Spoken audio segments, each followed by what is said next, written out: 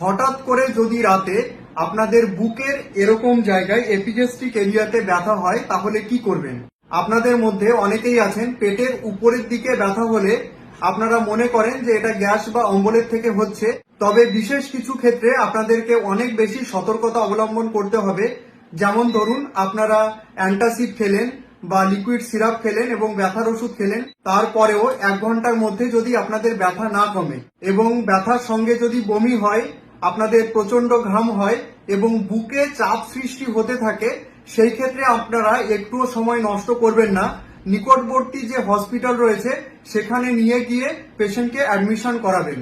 কারণ গ্যাস বা গ্যাস্ট্রাইটিসের ব্যথা এত দীর্ঘ সময় ধরে চলতে পারে না। এই ব্যথার কারণ হতে পারে পিত্তথলির পাথর, অ্যাকিউট প্যানক্রিয়াটাইটিস, এমনকি যে কোনো সার্জিক্যাল এমার্জেন্সি হওয়ার কারণে। অনেক সময় হার্ট অ্যাটাক হবার কারণেও এরকম ব্যথা দেখা দিতে পারে।